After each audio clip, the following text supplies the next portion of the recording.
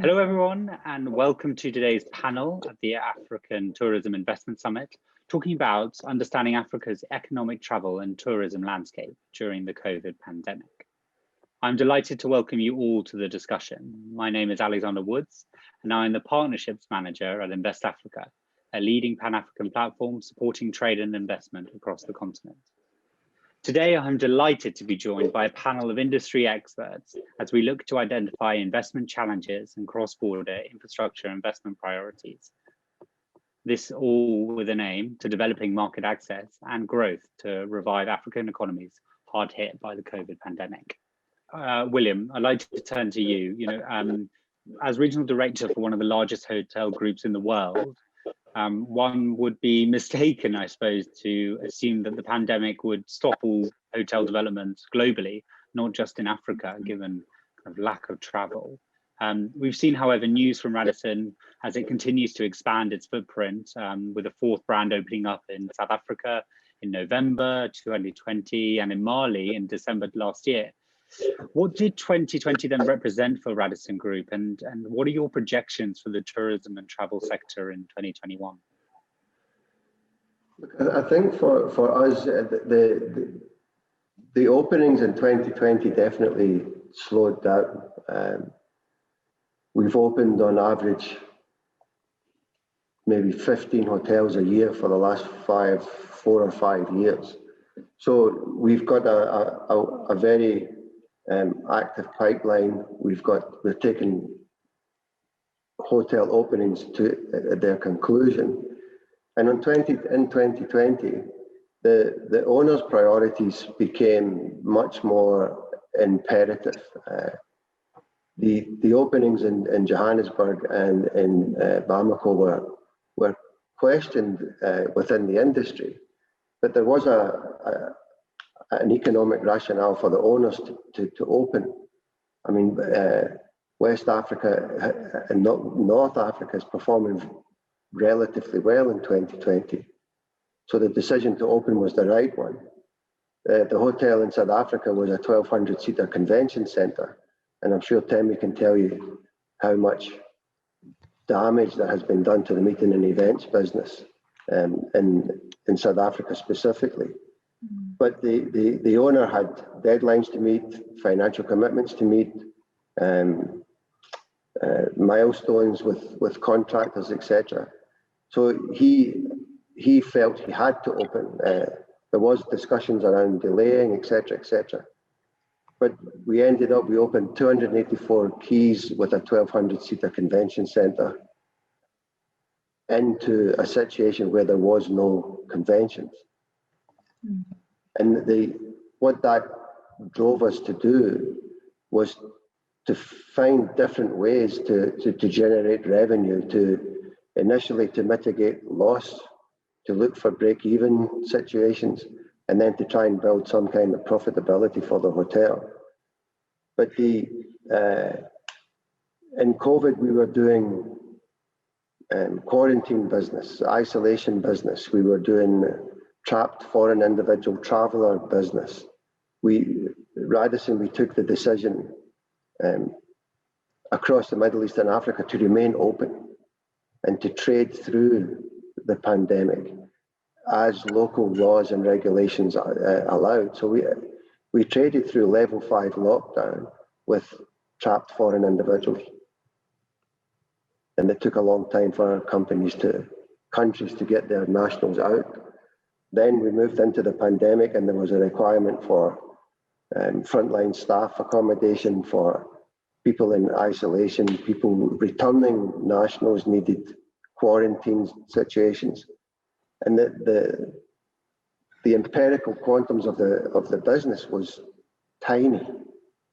But we took the view that the only guarantee you have with a closed hotel is zero revenue. So we adapted to the regulations. We fought for the business that was available, and we found a way to continue to operate, to be available for the upturn. And with the first wave, the second wave, all of these terminologies that we're unfortunately so familiar with, we had to adapt and change at each stage of the pandemic in each individual country. The cost of sanitation and hygiene went up. The cost of individually packaging food and beverage items drove costs.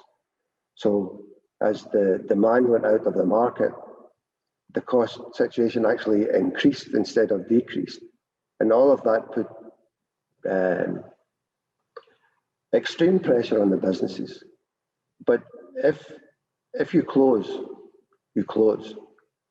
And if you stay open, the opportunity to pick up a crumb of business that becomes a slice of business that becomes a loaf of bread is there for you to engage in and to be first. First to market was always a development criteria for Radisson. In the 10 years that we've been expanding in Africa, we're now open and operational in 32 countries in Africa. So to be first to market is is part of who we are. But this was a completely surreal situation where the operations of the hotel had to change and adapt on a day-to-day basis. So if you want to take that back to our development strategy, 2020 was one moment in time. Hotels can take, I've seen hotels break ground in Africa and open 7 years later. We opened one in Niamey that from breaking ground to opening was 11 months. So it's a completely wide range of timelines within the pipeline. So you can't stop medium to long-term plans. You have to believe that things will come back, and we strongly believe that they will. If you look at Middle East and Africa, we're running around 42% occupancy at the moment, while Europe sits in single digits. But if you go back to July and August, the Southern Hemisphere winter, we were struggling at 15 and 20%, and Europe had their summer holidays, which some people say they paid for with the next wave. So okay. Short-term decisions have to be made in 2020. Hotel development is not a short lead time profession. Okay, that's really interesting. Tembi, I want to come to you.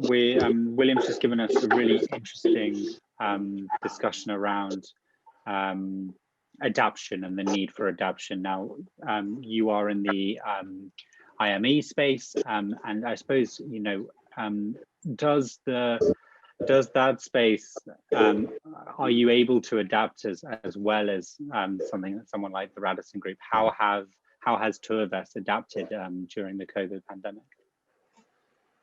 Well, you know, the COVID was very different. It was very difficult for a lot of businesses, and for us, really, as the operator in the MICE sector. So remember, I'm heading up a division of Tourvest that focuses on MICE. I don't do inbound leisure, although I can talk a little bit on the inbound leisure.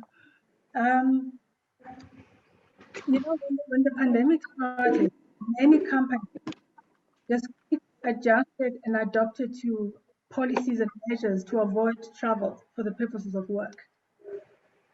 We also know that the majority of the businesses across the globe literally switched over to virtual conference tools and work from home arrangements, which led to the diminished need to travel.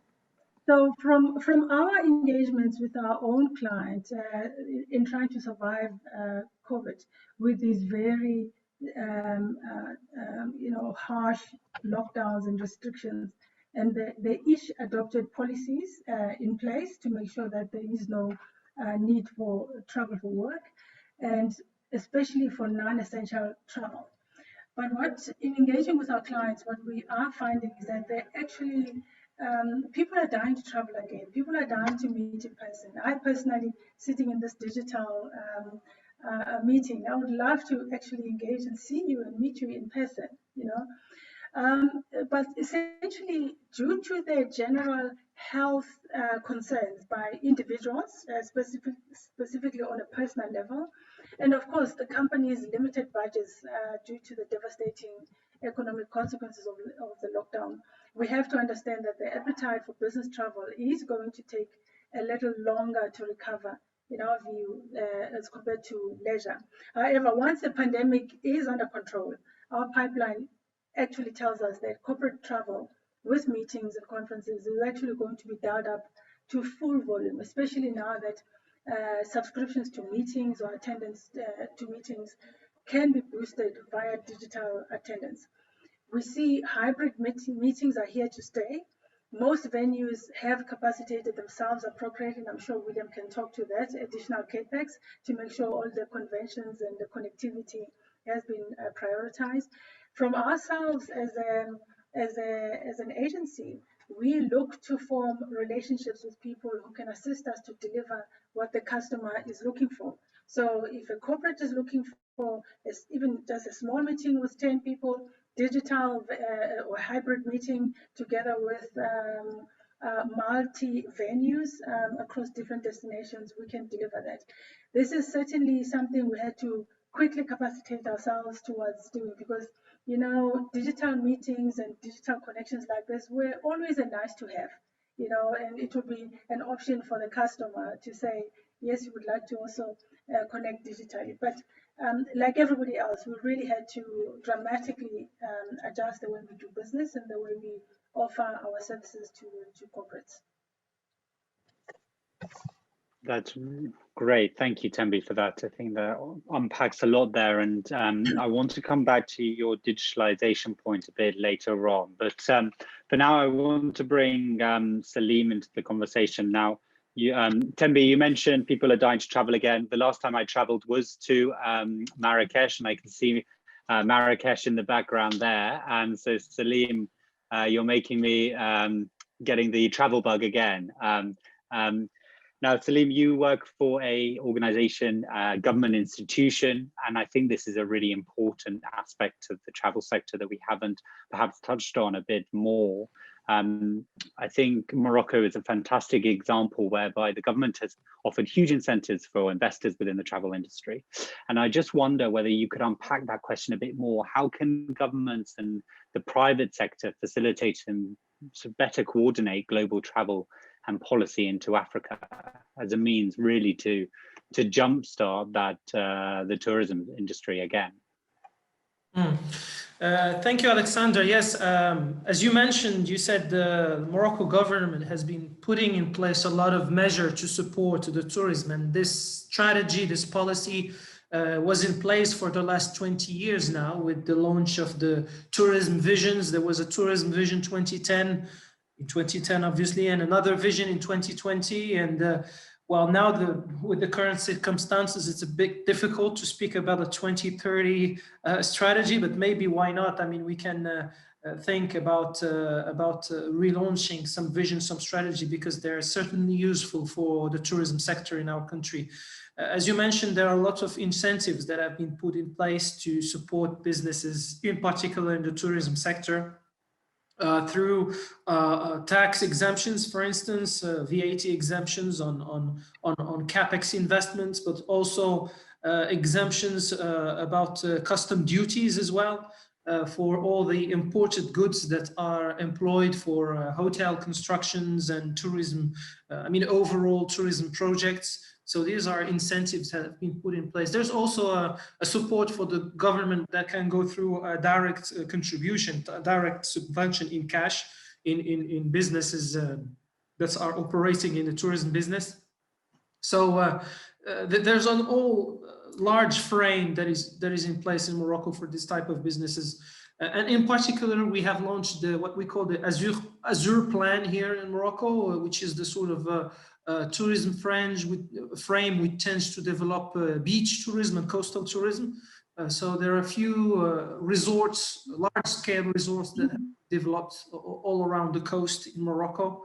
And there's a specific fund which has been created in order to support investors in in these specific projects, and in particular in financing and funding the offsite infrastructure, because as you know, these quite large numbers, quite large figures, so it's important that the government also has its contribution in this particular type of project.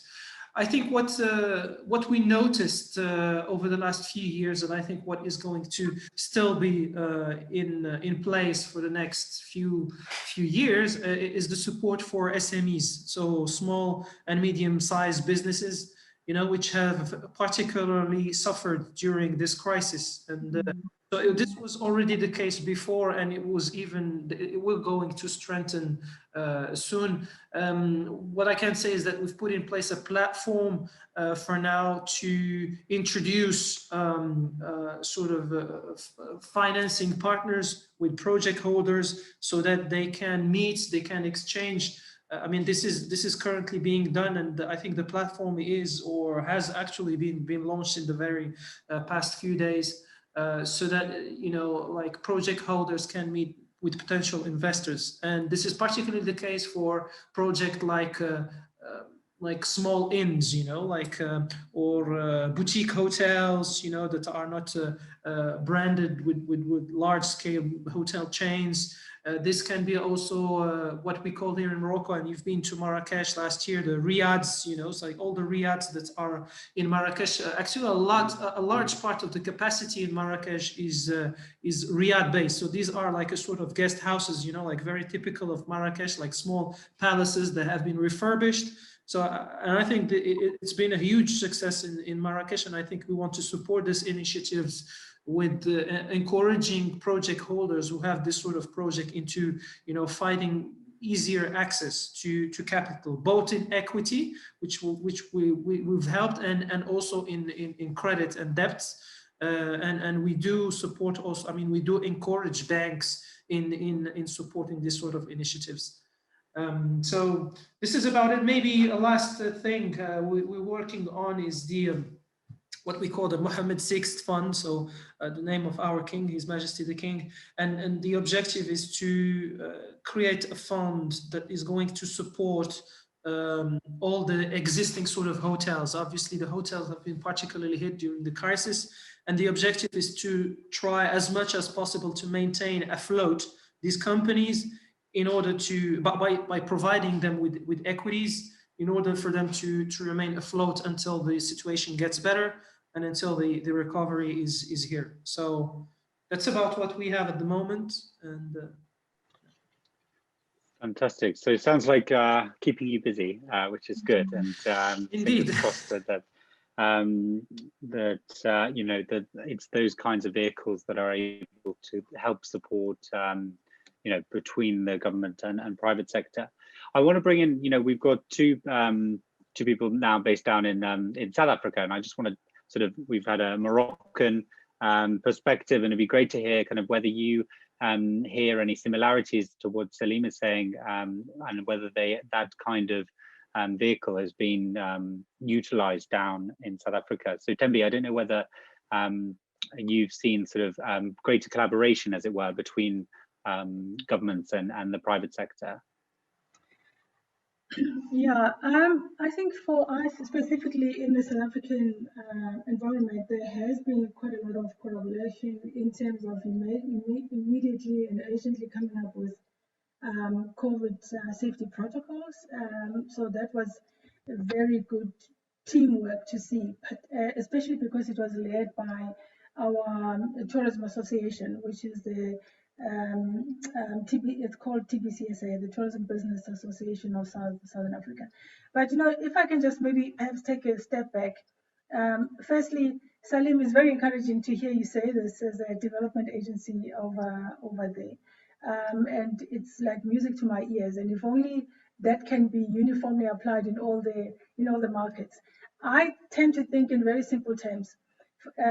For starters, if you look at all the marketing strategies and the marketing programs of the different countries, they all tend to, how should I say, I believe they should go beyond the geopolitical boundaries. And you know, when a tourist travel, especially a long haul, especially to long haul destinations such as Africa, it makes sense for them to capitalize and maximize that experience. And for example, you would want them to go, or they would want to go maybe see the Victoria Falls and then go to the Table Mountain on the same trip, or experience the Namibian desert and then go on to the Kruger Park. How countries, a lot of countries currently market their tourism experiences is very inward, and it does not take the need of the traveler into consideration. So if you bear that in mind in terms of how we must and what we must do to really jumpstart and make sure that we stimulate tourism back to normal levels as quickly as possible, it becomes very clear that there's got to be smoother facilitation or communication channels between countries on the continent, and that is mission critical. So for me, there are three key areas over and above what Salim has mentioned. The first one obviously would be air access. I do think governments should support an African air access initiative to drive route take-up and ensure accessibility and affordability for both the visitors and the operators in the private sector. So we can talk all day about air access. The second priority for me would be the health and hygiene and safety, health, hygiene, and safety. Currently, you know, it hurts our chances of stimulating tourism activity back into the continent if we continue to have countries that are not even keeping track of their COVID infection and hospitalization rates, or even accept that COVID is real. We also, I don't believe we will win also if one country, for example, insists on a PCR test 72 hours before departure, and another insists on quarantine at all cost on arrival.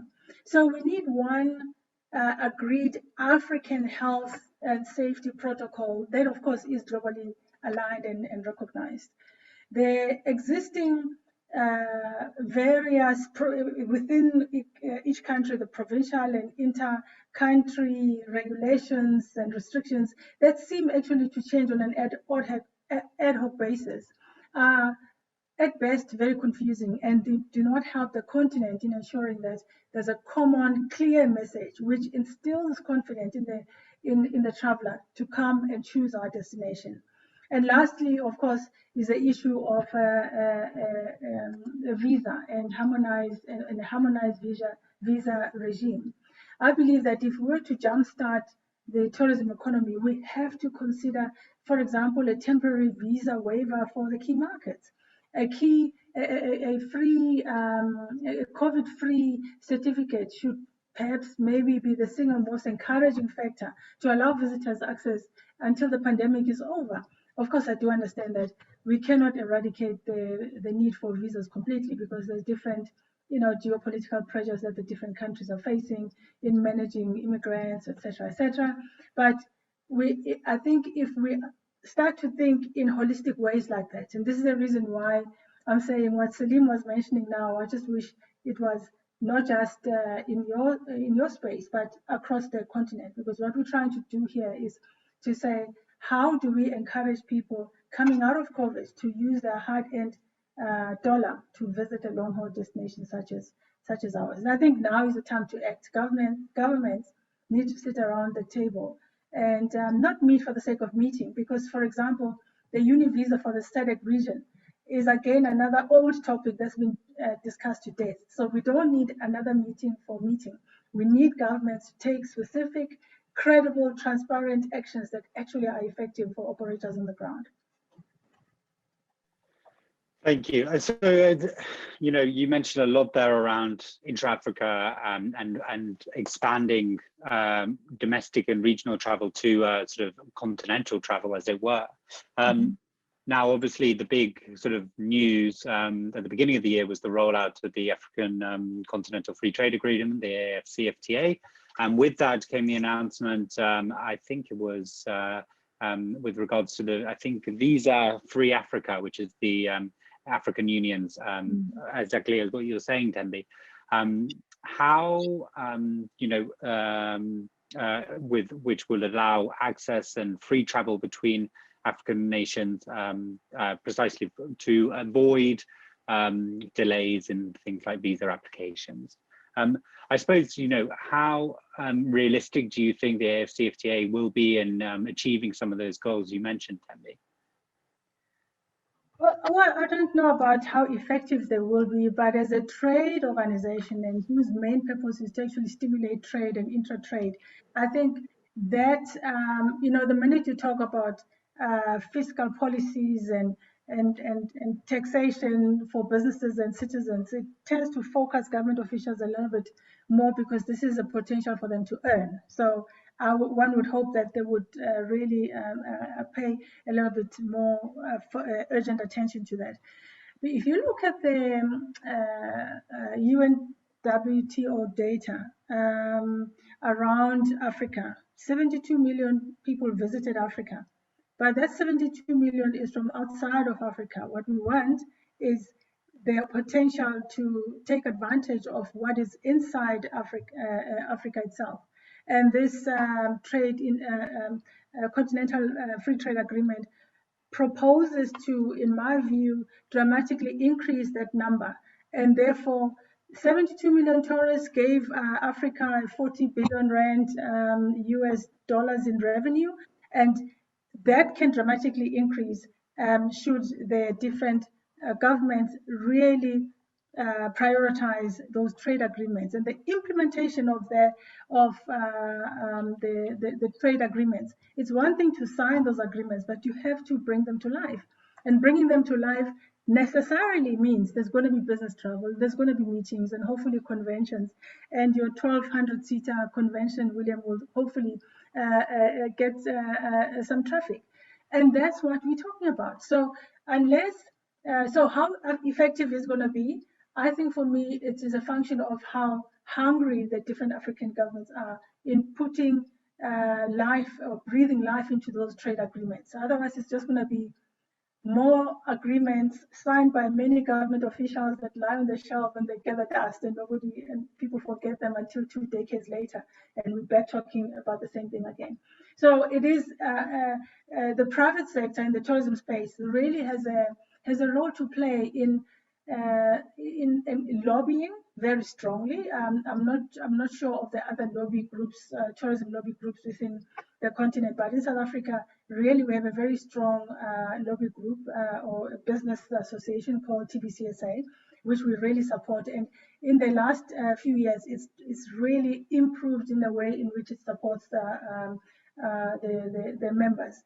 So through the lobby groups such as the Tourism Business South Africa in South Africa, we have a mechanism where we can put the relevant pressure on the governments, and especially as it relates to them breathing life into those trade agreements, because it can only benefit all of us.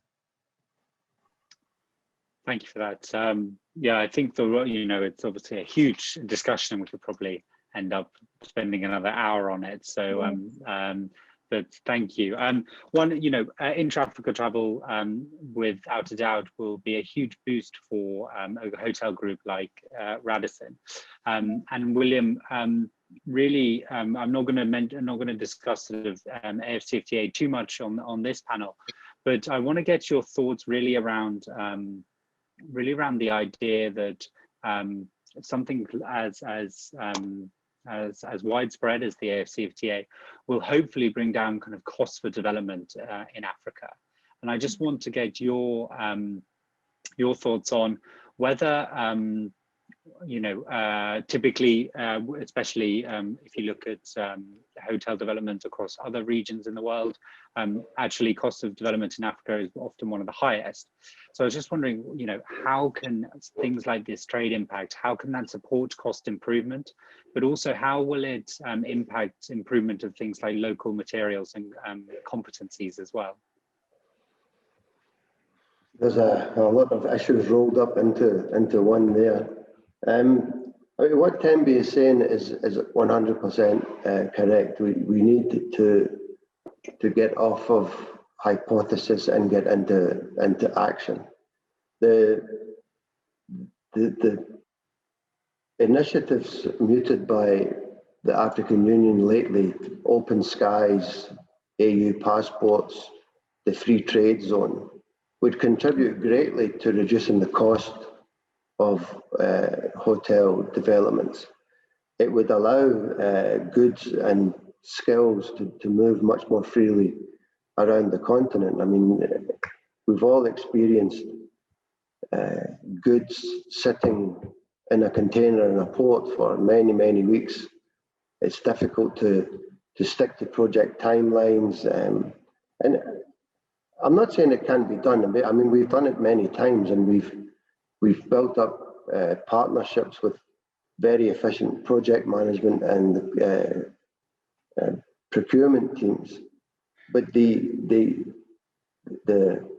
waves of currency fluctuations between the beginning and the end of a project, the delay in the delivery of the right materials. I mean, local building materials are available, but quality of furniture, quality of equipment, quality of service and backup on modern IT equipment or modern kitchen equipment or the finishes on furniture and fittings, etc. All of these things add upfront cost, and then they add flights for people to fly in from one country to another to effect repairs, etc. So all the way through the project, we've got extra costs built in because of the structural issues that we have on the continent. You can find great craftsmen in many countries in Africa, but perhaps not the same level of engineering that you need for a modern hotel. We, even Radisson, we are moving towards a highly digitized control operations and experience situation where you can make the booking, check into the hotel, check out the hotel, and pay your bill, and effectively never interact with a staff member. Now, is that hospitality, or is that digitalization? So you've got all these different priorities, and ethoses fighting with each other. Hospitality, you want somebody to meet you at the door, to escort you to reception, to check you in, to introduce you to the hotel. It's the beginning and the end of an experience. But then there's a generational thing or an efficiency discussion where you don't want to talk or see anybody because of COVID, because of hygiene, etc. And so people are happy to have that entire experience on their cell phone. So there's a whole crossover on, we could reduce the cost by opening the borders, the trade deal. It's a no-brainer for those of us that travel around the continent all the time. I mean, you see the vast differences from one end of a street to another, never mind from one country's infrastructure to another. So even then, the last two hotels that we've built to level 5 green gradings. And I've seen through the operation of hotels in the same city with the same utility supplier, and your utility costs are 30% less. But those materials aren't necessarily available, so you need to import them. So the one reduces your cost up down the line, another one lifts your cost up front. It's a minefield, and the architects and designers that are working on the continent are becoming more and more effective in delivering a hotel at the lowest cost possible. Some people will say, well, I'll never buy a hotel now because of COVID. But that's a 1 in 100 year event where nobody made money in COVID, really, whether they were in commercial or hotel property. So, and it's a very cyclical cash demand and investment hotels, high capital input on a regular cyclical basis. So anywhere we can work on improving the flow of skills and materials, which goes back to corporate travel, which opens up intra-Africa travel. We've got a massive growing middle class on the continent, and we don't take advantage of that as much as we should. So we need to deal with our structures. The EU gave Europe free trade and free travel. The EU needs to do the same for Africa. Fantastic. That's really encouraging, definitely. And I do want to bring Salim into this. Being based where you are in North Africa and all the government incentives, I think perhaps sort of an area that we haven't touched on yet, and that I would really like to, that's come up on lots of throughout the conversation, is around that digitalization piece, as William mentioned. You know, how is this development? How will it help? Will it hinder? How is it going to offer kind of investment opportunities and develop the infrastructure behind tourism and travel? Will we need to travel anymore? Look, we're all sitting across the world. We don't need to be in the same room, and we're Salim, from your perspective and from an SMIT's perspective, how have you found has digitalization helped or hindered your organization, and how do you think it will continue to affect the tourism and travel sector sort of throughout 2021 and then further in the future? Yeah, thank you for the question, Alexander. Actually, I have a quick story about this. I remember it was in end of 2018, beginning of 2019, and we were discussing, we were actually preparing like a forum back then, and we were working with the organizer, and many of them were like scattered all around the world. So we had people in London, people in Dubai, people in Rabat here in Morocco, other in Kenya, in Africa, and we all gathered in a meeting. And I remember, discussing with my colleagues, saying, "Oh, I mean, this is the work of the future. We were going to do that in about 50 years time, you know." And we were like, "Oh, wow, it's something." And we're like, I was like, "Oh no, maybe it's gonna happen like much more quicker than you think." And here you go, like 2 years after, COVID has gone through, and this is like business as usual. Like we're having meetings every day on Teams, on Zoom, on whatever. And I remember I discussed with the same colleague. I told him, "Well, you see, this happened, and this is existing right now." And this is how I think things which may not be possible now is suddenly happening very, very quickly. And I think it will definitely help a lot, administration, especially in a government basis.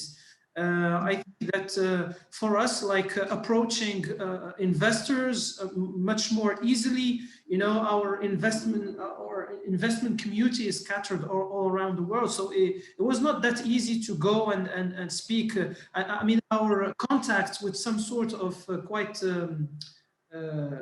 not close enough. Like we were meeting the investor maybe twice a year. Now it can be the contacts can be much more closer. We can have discussions on a monthly basis, and this obviously I'm sure will help a lot with following the contacts with our clients in a way. I think it will definitely improve also the way, I mean, digitalization will definitely improve the way, you know, administrative procedures will be done. And recently we have in Morocco what we call the regional centers of investment. These are organizations that help investors in their local administrative procedures. So if you want an approval, if you want I don't know, a title deed, something like this, you go to this organization which are in each region in Morocco. However, now in the past year now, or 2 years actually, they've developed this digital platform where you actually access directly on the platform and ask for this document, ask or ask for this particular approval. And this obviously help a lot because you see the progress of your procedure online. You can see where you are at. If there's a delay, you can call and say, oh, by the way, here you go. Can you see on the platform, I have this approval to be signed. You know, so that this definitely improve a lot how we serve investors and how we serve operators in all sectors, obviously, but particularly in the tourism sector. So this will definitely help. I think the last thing is about probably how business is conducted. I mentioned like the meetings with investors. Now a lot is going to be done by like on digital tools, and maybe it will affect in some sort what we called at some point the leisure. You know, like the combination between business and leisure. So a lot of people were like traveling, you know, going on meeting conferences and then also enjoying their time in whatever destination they're going to. So this actually probably may affect in some sort, but I think in the long term, that like business will go back as usual, because I don't think that anyone in this room, in this table, will say, oh, I prefer to be in my computer chatting with you. I think, you know, we're all saying, okay, it's fun for a moment, but then afterwards we actually want to travel back again and be able to attend conferences, be able to go and visit Cape Town again, and you know, That's really interesting. And actually, Tembi, I think we've got time for sort of a final comment from you on this, because I think, you know, you've mentioned before around hybrid meetings are here to stay. How willing, you know, off the back of what Salim has just said, how willing do you think people will be to continue to sort of join events on a digital platform? Or do you think actually there'll be a huge drop off once travel is back? Yeah. May I just premise my response as follows? You know, this industry is the most resilient sector we all know, and that's why we're operating in this industry. I'm sure as we sit here, none of you remember exactly what we all thought and swore off after 9/11. I remember I said, I will never, ever, ever fly again, you know. And because of the trauma of the moment, that's how people reacted. There was 9/11, and then there was SARS that's also broke out in the East. And we thought, oh, we can't even. So COVID is a little step up from those traumas that the industry is experiencing. And I do think there's going to be a rebound, and the rebound is going to be so strong because fundamentally humans are social in nature. And I think that's going to be with us for a long time. But I do see, though, a future where there's absolutely no physical contact, no physical meetings, and only digital and very futuristic.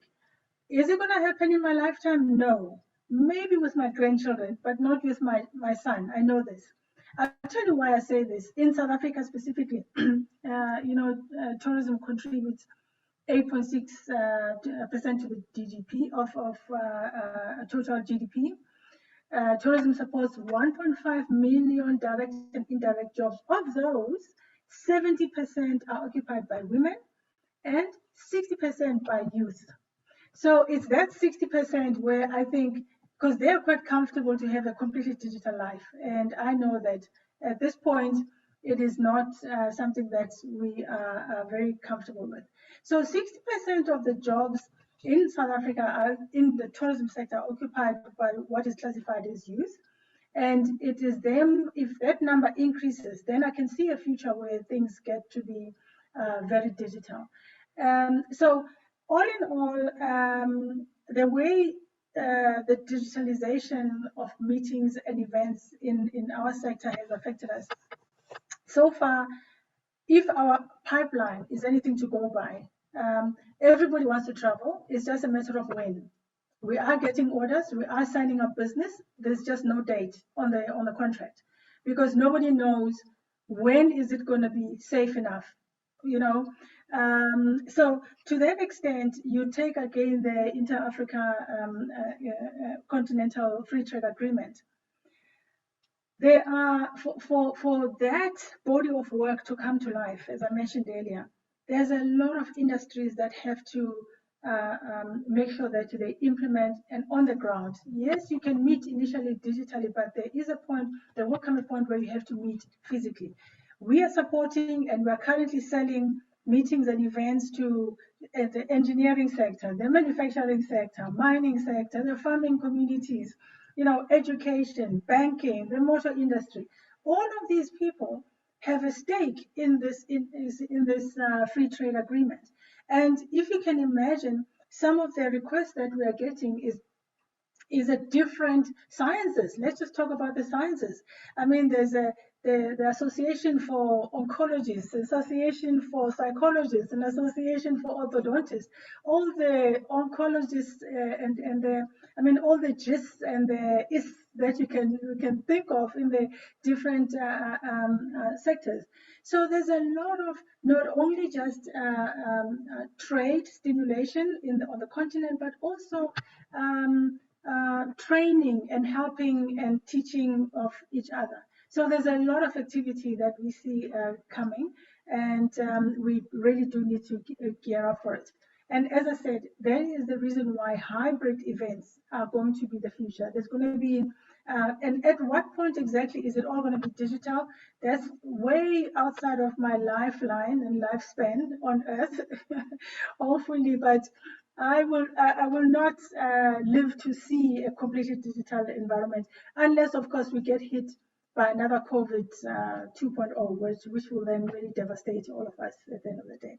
So yeah, that is the view and that is the future for us as we see it. Brilliant. That's a really nice and optimistic point, I think, to end the discussion on today.